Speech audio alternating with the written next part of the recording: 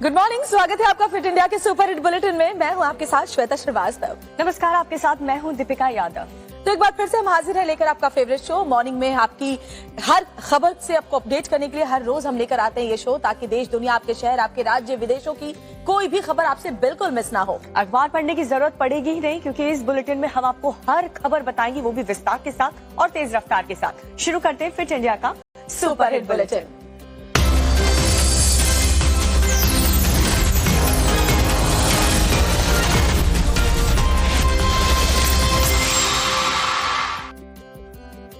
तो सबसे पहली खबर, प्रधानमंत्री नरेंद्र मोदी अबू धाबी में उन्होंने जब मंदिर का उद्घाटन किया, उसके बाद वो कतर की राजधानी दोहा पहुंचे, जहां उन्होंने कतर के पीएम मोहम्मद बिन अब्दुल रहमान से मुलाकात की। तो बड़ी खबर आपको बता रहे हैं, प्रधानमंत्री मोदी का कतर दौरा इसलिए भी बेहद अहम क्योंकि कतर ने हाल में इंडियन नेवी के पूर्व 8 अधिकारियों को रिहा किया था और बड़ी कूटनीतिक जीत भारत को मिली थी। लेकिन ब्रेकिंग न्यूज आपको बता रहे हैं, यूएई में मंदिर का उद्घाटन करने के बाद कतर की राजधानी दोहा पहुंचे प्रधानमंत्री नरेंद्र मोदी। उन्होंने कतर के पीएम मोहम्मद बिन अब्दुल रहमान से मुलाकात की। तो दोहा पहुंचने पर पीएम मोदी का जोरदार स्वागत किया गया। पीएम मोदी और कतर के पीएम रहमान की अहम मुलाकात, द्विपक्षीय बैठक में सहयोग बढ़ाने पर दोनों नेताओं के बीच चर्चा हुई, जिसमें निवेश, ऊर्जा और वित्त क्षेत्र को लेकर बातचीत हुई। पीएम मोदी ने द्विपक्षीय बैठक को सार्थक बताया इस मुलाकात के बाद।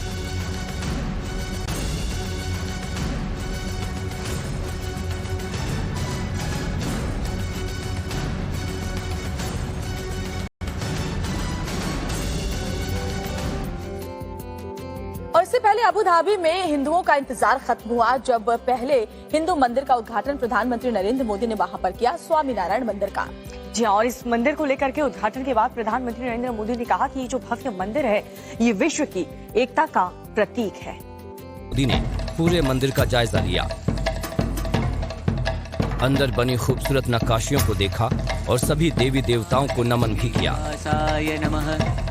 पीएम मोदी ने यहाँ लोगों को संबोधित करते हुए संदेश दिया कि ये मंदिर वैश्विक एकता का प्रतीक बनेगा। मंदिर पूरी दुनिया के लिए सांप्रदायिक सौहार्द और वैश्विक एकता का प्रतीक बनेगा। पीएम मोदी ने यूएई के राष्ट्रपति की भी तारीफ की और कहा कि यूएई में मंदिर का सपना राष्ट्रपति शेख मोहम्मद बिन जायद अल नहयान के बिना पूरा नहीं हो सकता था। साथियों, इस मंदिर के निर्माण में यूएई की सरकार की जो भूमिका रही, उसकी जितनी तारीफ की जाए उतनी कम है। कि प्रेसिडेंट ऑफ यूएई की पूरी गवर्नमेंट ने कितने बड़े दिल से करोड़ों भारतवासियों की इच्छा को पूरा किया है। और इन्होंने सिर्फ यहां नहीं, 140 करोड़ हिंदुस्तानियों के दिल को जीत लिया। अबू धाबी में बना बीएपीएस स्वामी नारायण मंदिर अपने अंदर भव्यता और दिव्यता दोनों ही समेटे हुए है। यूएई में रहने वाले पूरे हिंदू समुदाय के लिए ये मंदिर न सिर्फ आस्था का प्रतीक है, बल्कि उनके लिए भी इस सपने का पूरा होना एक अद्भुत क्षण है। तो अबू धाबी में मंदिर बन चुका है, प्राण प्रतिष्ठा हो चुकी है और अब जो आम श्रद्धालु हैं उनके लिए भी इस मंदिर को खोल दिया जाएगा। हजारों की संख्या में जो श्रद्धालु हैं वो मंदिर में दर्शन करने जाएंगे। और काफी वक्त से जो हिंदू समुदाय के लोग हैं अबू धाबी में, वो इस मंदिर का इंतजार कर रहे थे। लेकिन चलिए अब आपको दिखाते हैं कि मंदिर कितना दिव्य है, अंदर से इसकी शिल्प कला कैसी है। वहीं से हमारे सहयोगी सुशांत सिन्हा की एक रिपोर्ट आपके लिए। अबू धाबी में जिस बीएपीएस स्वामी नारायण मंदिर का पीएम मोदी ने उद्घाटन किया है, वो भव्य मंदिर अंदर से कैसा है, कितना सुंदर है, टाइम्स नाउ नव भारत ने इसका एक्सक्लूसिव जायजा लिया। इस वक्त हम अबू धाबी के भव्य हिंदू मंदिर में मौजूद हैं और अब हम मंदिर के अंदर मौजूद हैं। और इस मंदिर को जब आप देखते हैं तो आप मंत्र मुग्ध हो जाते हैं। इतना सुंदर मंदिर है। एक बार जरा ऊपर अगर आप देखेंगे इस पूरी कलाकृति को और जिस तरह से यहाँ नक्काशी की गई है, मतलब शंख, सूर्य, जो देवी देवता दिखाए गए हैं, सब कुछ ऐसा लगता है कि जीवंत हैं। और आप यहाँ पर आएं तो सिर्फ भगवान के दर्शन ही नहीं, ऐसा लगता है कि कितनी देर मंदिर को भी देखते रहें। मंदिर की नक्काशी ही नहीं, स्तंभों पर जो मूर्तियां उकेरी गई हैं, वो भी शिल्प का अनोखा उदाहरण है। कुछ खास ध्यान रखा गया है कि इतना मंदिर जो है वो आकर्षित करता है इतना? तो आप इसका जो शिल्प काम है वो देखेंगे तो एक भक्ति का प्रतीक है। आप नजदीक जाएंगे तो आपको देखेंगे संत लोग, भक्त लोग, जैसे यहाँ दिखाई अलग अलग जो हमारे अवतारे हैं, देवी देवताएं, सभी की मूर्तियों का यहाँ समन्वय हुआ है। तो ऐसा नहीं है कि कोई एक संप्रदाय, कोई महाभारत रामायण, सभी को इकट्ठा करके, सभी को साथ में रख के उसका समन्वय, हार्मनी की जो बात है यहाँ दिखती है शिल्प कला में। मंदिर में मुख्य मूर्ति स्वामी नारायण की है, जिसे इष्ट देवता के रूप में पूजा जा रहा है। इसके अलावा मंदिर प्रांगण में राधा कृष्ण, शिव पार्वती के साथ ही प्रभु राम सीता की भी मूर्ति रखी गई है। बहुत सारे लोग अयोध्या के राम मंदिर का जिक्र कर रहे हैं, तो प्रभु श्री राम भी हैं यहाँ पर, और कई लोगों को तो ये भी लग रहा है कि अबू धाबी में अयोध्या आ गई है तो प्रभु श्री राम यहाँ नजर आ रहे हैं। ये तस्वीर देखिए, ये 5वां शिखर, और यहाँ पर प्रभु श्री राम, माता सीता, लक्ष्मण जी और हनुमान जी, ये सब मौजूद है। और आप देख रहे हैं कि जिस भाव से सनातनी सब दर्शन कर रहे हैं, तो उनका दिल लग रहा है। ये मूर्ति में एक जब प्राण प्रतिष्ठा हो जाती है तो मूर्ति में एक दैवत आ जाता है, और उस दैवत का अनुभव आपको हर एक के चेहरे पे दिख रहा है। अबू धाबी में स्वामी नारायण का ये मंदिर न सिर्फ देखने में भव्य है, बल्कि इसकी दिव्यता देख यहाँ पहुँचे श्रद्धालु भी मंत्रमुग्ध हो गए हैं। से जहां खबर मिल रही है, पिंपरी चिंचवड़ में एक निर्माणाधीन इमारत में दरार आने के बाद इस इमारत को गिराने का फैसला लिया गया है। अचानक दरार आने से फायर ब्रिगेड की टीम मौके पर पहुंचती है।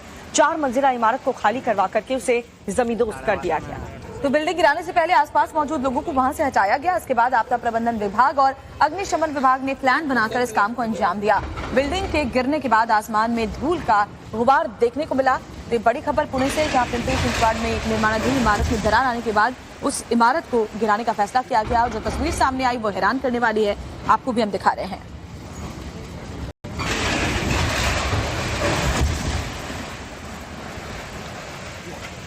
की खबर आपको बताएं, जहां पर सूर्य नमस्कार को लेकर के सियासत काफी गर्म है। आज सरकारी और गैर सरकारी सभी स्कूल में सरकार की तरफ से सामूहिक सूर्य नमस्कार का कार्यक्रम तय हुआ है। लेकिन मुस्लिम संगठनों और मौलानाओं ने इस फैसले पर विरोध जाहिर किया है, और साथ ही मुस्लिम संगठनों ने मुस्लिम अभिभावकों से और छात्रों से भी अपील की है। क्या अपील की गई है उनकी तरफ से, वो इस रिपोर्ट में देखिए आप।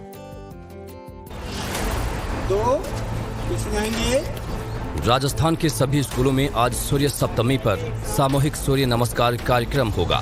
शिक्षा विभाग के आदेश के मुताबिक सरकारी और निजी स्कूलों में एक साथ बच्चे सूर्य नमस्कार करेंगे, लेकिन इस आयोजन को लेकर विवाद बढ़ता जा रहा है। इस आदेश को लेकर मुस्लिम धर्म से जुड़े लोगों ने आपत्ति जताते हुए इसका विरोध किया है। हम मानते हैं कि सूर्य जो है वो क्रिएशन है, क्रिएटर नहीं है। इस्लाम में क्रिएटर की उपासना एक अल्लाह की उपासना के लिए कहा है, क्रिएशन की उपासना के लिए नहीं कहा है। इसलिए कुरान ने साफ कहा है, ला तस्जुदू लिश्शम्स वला लिलकमर वस्जुदू लिल्लाह। सूरज और चांद की उपासना मत करो, मेरी उपासना करो, चूंकि मैंने सूरज को और चांद को बनाया है। तो हम बनाने वाले की उपासना करते हैं। जो चीज़ बनाई इंसान के उपयोग के लिए, उसकी उपासना ना करें। जो भाई इसको करना चाहते हैं उन्हें हमें कोई एतराज़ नहीं है, लेकिन हम चूंकि एक ईश्वर को मानते हैं, हमें ये कुरान में आदेश है, इसलिए हम नहीं करना चाहते। हमने समाज से अपील की कि वो इसमें किसी प्रकार के सूर्य नमस्कार के आयोजन में कोई हिस्सा न लें।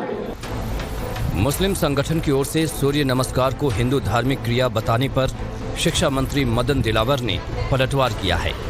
सब जानते हैं कि सूर्य भगवान सबको प्रकाश देता है, सबका अंधेरा दूर करता है, और इसका प्रकाश हमको बहुत सारी व्याधियों से, बीमारियों से बचाता है, और इसके बिना जीना हमारा बहुत मुश्किल है। तो जो सब कुछ ये देता है तो इसकी आराधना आवश्यक है। वो तो सबको प्रकाश दे रहे हैं, तो सबकी ड्यूटी बनती है कि हम जो देता है उसकी आराधना करें। आज सभी स्कूलों में सुबह 10:30 बजे से 10:45 तक एक साथ सूर्य नमस्कार का आयोजन होगा। बच्चे 5 बार सूर्य नमस्कार का अभ्यास करेंगे। ऐसे में अब देखना होगा कि आज स्कूलों में जो बच्चे सूर्य नमस्कार से जुड़े आदेश को नहीं मानते हैं, तो उनको लेकर शिक्षा विभाग या स्कूल प्रशासन का क्या रुख रहेगा। चलिए आगे बढ़ते हुए बात करते हैं अन्नदाताओं के आंदोलन की, क्योंकि जिनके आंदोलन की जो धार है वो और तेज होती जा रही है। और इस बीच सरकार की तरफ से कोशिश यही है कि एक बार फिर से बातचीत से समाधान निकले। तो आज शाम को उनके बीच एक बार फिर से बैठक होगी। चंडीगढ़ में ये मीटिंग होने वाली है जिसमें केंद्रीय मंत्री और किसान संगठन के जो नेता हैं उनके साथ मीटिंग होगी। और सवाल ये उठता है कि क्या बातचीत से, तीसरे दौर की जो बातचीत होने वाली है सरकार से किसानों की, क्या इसमें कोई हल निकल पाएगा? क्या ये आंदोलन खत्म हो पाएगा? इन सभी सवालों का जवाब इस रिपोर्ट में।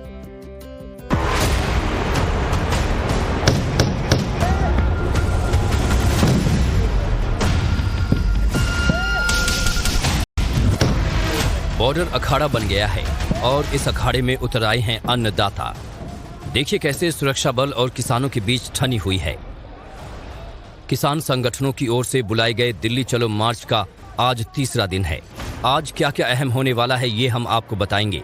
उससे पहले इन तस्वीरों को देख लीजिए जो बुधवार को हरियाणा के बॉर्डर पर हुए प्रदर्शन की है। किसानों को रोकने के लिए आंसू गैस के गोले दागे गए, वाटर कैनन का इस्तेमाल किया गया। तो वहीं किसानों ने भी सुरक्षा बलों के ड्रोन से अपने पतंग भिड़ा दिए। मैं अपने कैमरामैन साथी को रिक्वेस्ट करता हूं कि ड्रोन दिखाया जाए। ड्रोन आ रहा है, ये वही ड्रोन है जिससे टीयर गैस शेल मारे जाते हैं और लगातार यहां से किसान आगे बढ़ रहे हैं। अब के जो किसान नेता है वो अपील कर रहे हैं। ये देखिए ये जो विजुअल दिखा रहे हैं कि कैसे ड्रोन को काइट की हेल्प से ड्रोन को फेंकने की कोशिश की जा रही है। ये मैं अपने कैमरामैन साथी को लगातार ये पिक्चर दिखाई जाए क्योंकि कहीं ना कहीं ड्रोन वापस लेके जाना पड़ा क्योंकि काइट से ड्रोन को गिराने की कोशिश की जा रही है। किसान प्रदर्शनकारियों को रोकने के लिए हरियाणा के बॉर्डर सील हैं। साथ ही किसानों पर आंसू गैस और रबड़ बुलेट का इस्तेमाल भी किया जा रहा है। किसान अब तक दिल्ली नहीं पहुंच पाए हैं। इसकी वजह है आज होने वाली चर्चा। जी हां, आज एक बार फिर चंडीगढ़ में सरकार के मंत्री और किसानों के नुमाइंदों के बीच बात होनी है। किसानों के साथ तीसरे दौर की बातचीत में सरकार की तरफ से अर्जुन मुंडा, पीयूष गोयल और नित्यानंद राय शामिल होंगे। हम अपने तरफ से पॉजिटिव हैं, इस वार्ता में को सुखद हल निकले। हमारी ओर से शांति रहेगी। केंद्र के अर्धसैनिक बल भी व्हाइट फ्लैग लाए, उनकी ओर से भी शांति रहनी चाहिए। सुना आपने, किसानों की तरफ से बातचीत होने तक शांति की बात कही गई है, लेकिन आंदोलन थमेगा नहीं। पंजाब में किसानों के सबसे बड़े संगठन भारतीय किसान यूनियन उग्राहा ने ऐलान किया कि आज वो रेल का चक्का जाम करेंगे। दोपहर 12 बजे शाम 4 बजे तक रेल की आवाजाही बाधित रहेगी। जो ठेके सुनाम, राजपुरा, मानसा, मोगा, मलोट, फतेहगढ़, चूड़िया में रेलवे ट्रैक जाम करेंगे। बता दें कि दिल्ली की ओर बढ़ रहे किसानों पर आंसू गैस चलाए जाने से नाराज होने के बाद किसान संगठनों ने ये फैसला लिया है।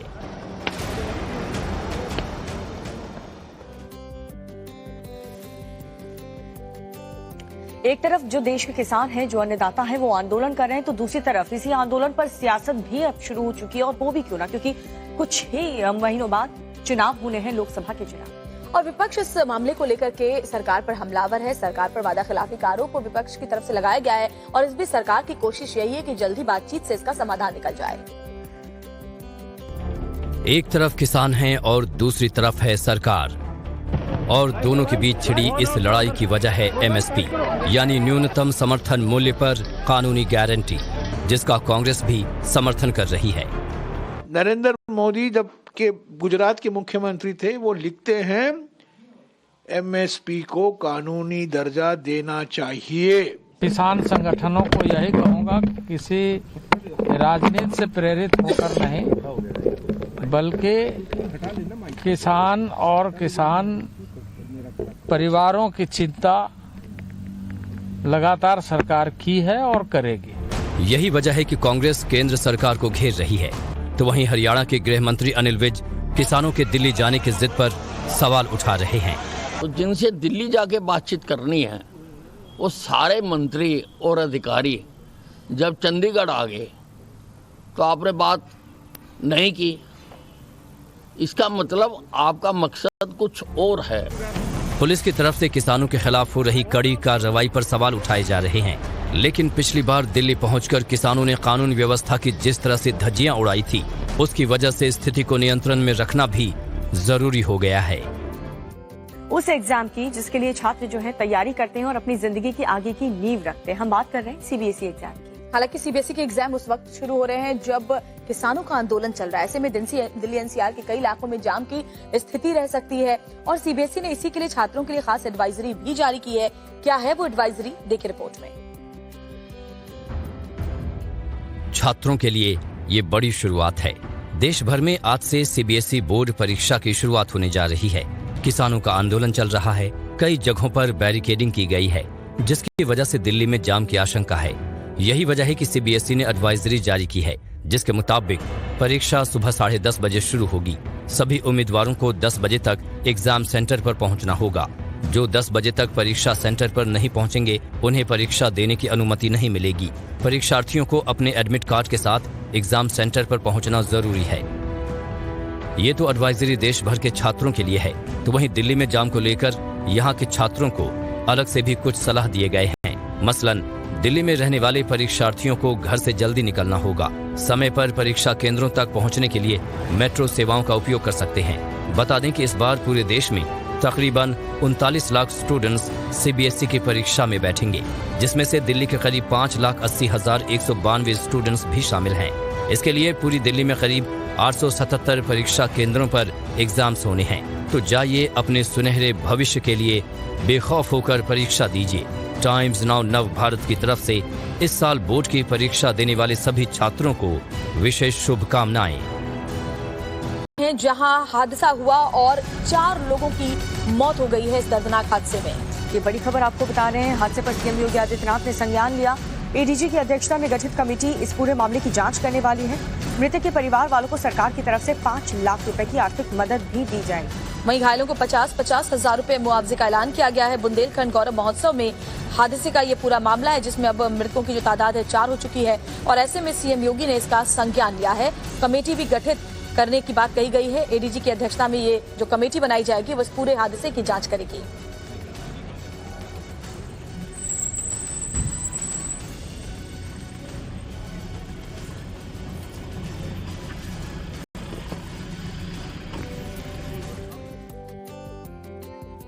और आगे बढ़ते हैं खबर बिहार से, जहां पर पुलिस की गाड़ी को प्रदर्शनकारी ने आग के हवाले कर दिया। पुलिस की गाड़ी को प्रदर्शनकारियों ने उसमें आग लगा दी, जिसके बाद सड़क पर लंबा जाम देखने को मिला। क्या हुआ उसके बाद दिखाते हैं आपको इस रिपोर्ट में। बीच सड़क पर धो धो कर जल रही पुलिस की गाड़ी की यह तस्वीर बिहार के मुजफ्फरपुर से सामने आई है। सरैया थाना इलाके के अजीजपुर में हाईवा से कुचलकर एक 4 साल के बच्चे की मौत हो गई। इसके बाद हाईवा चालक गाड़ी लेकर फरार हो गया, जिसके बाद गुस्साए लोगों ने शव रखकर सड़क को जाम कर दिया। बवाल बढ़ता देख मौके पर पुलिस की टीम पहुंची। पुलिस को देख लोगों का गुस्सा और बढ़ गया। बेकाबू भीड़ ने मौके पर पहुंची पुलिस टीम की गाड़ी में आग लगा दी। किसी तरह पुलिस की गाड़ी का ड्राइवर जान बचाकर बाहर निकलने में कामयाब हुआ। इसके बाद कुछ ही सेकंड में पुलिस की गाड़ी धू धू कर जल गई। जब तक फायर टीम मौके पर पहुंची, तब तक पुलिस की पूरी गाड़ी जलकर राख हो गई। घटना के संबंध में स्थानीय लोगों का कहना है कि अजीजपुर मोड़ के पास कुछ बच्चे जलावन चुन रहे थे, तभी सरैया की तरफ जा रहे तेज रफ्तार हाईवा बच्चे को रौंदते हुए फरार हो गया। फिलहाल इलाके में हालात तनावपूर्ण हैं। मौके पर बड़ी संख्या में पुलिस बल की तैनाती की गई है। उधर प्रशासन पीड़ित परिवार के लोगों को समझाने की कोशिश में जुटा है। अपनी फैमिली के साथ कार से फर्राटा मारते हुए कहीं जा रहे हो और टाइगर फैमिली से आपका आमना सामना हो जाए। दरअसल ऐसा ही कुछ हुआ है ओडिशा के नयागढ़ में, जहाँ एक फैमिली के सामने 1-2 नहीं बल्कि 5 टाइगर्स आ गए। उसके बाद क्या हुए, देखिए इस रिपोर्ट में। बीच सड़क पर जब बाघ से आंखें 4 हो जाए, वो भी 1 नहीं 2 नहीं 3 नहीं 5-5, तो सामने वाले की सांसें अटकना तय है। और भाई बाघ होता ही है इतना खूबसूरत और ताकतवर कि देखे बगैर रहा भी नहीं जा सकता, और जब सामने आ जाए तो लोग दहशत में भी आ जाते हैं। दरअसल उड़ीसा के नयागढ़ जिले के कल्याणपुर में सड़क पर बाघों की नाइट सफारी का ये वीडियो सामने आया है। एक कार सवार मिडनाइट में सड़क पर फर्राटा मारता हुआ जा रहा था, तभी टाइगर के इस कारवां से इनका आमना सामना हुआ और कार के अंदर से ही इन लोगों ने इस टाइगर फैमिली का वीडियो बना लिया, जो इस समय सोशल मीडिया पर जबरदस्त ट्रेंड कर रहा है। बाघ की ये तस्वीरें सुकून भरी हैं। मोदी सरकार बाघों के संरक्षण पर खास ध्यान दे रही है। भारत में वर्तमान में दुनिया की लगभग 70% बाघों की आबादी है। अभी हाल ही में केंद्रीय संस्कृति मंत्री जी किशन रेड्डी ने लोकसभा में एक लिखित जवाब में देश में बाघों की संख्या का नया आंकड़ा पेश किया है। इसके मुताबिक 2022 में देश में बाघों की कुल संख्या 3682 है। इनमें सबसे ज्यादा बाघों की संख्या मध्य प्रदेश में है। बरेली से एक अनोखी खबर आपको दिखाते हैं, जहां वैलेंटाइंस डे पर एक अनोखी मामला सामने आया। यहाँ एक मुस्लिम महिला ने पहले धर्म परिवर्तन किया, उसके बाद मंदिर में 7 फेरे लिए। क्यों बनी शाहीना से वो शारदा, देखिए इस रिपोर्ट के जरिए। वैलेंटाइन डे पर बरेली में बेहद अनोखी शादी देखने को मिली। बुलंदशहर की रहने वाली तलाक पीड़ित शाहना ने शारदा बनकर बरेली के रहने वाले प्रकाश के संग मंदिर में 7 फेरे लिए। शादी के बाद शारदा ने मंदिर में जय श्री राम के नारे भी लगाए।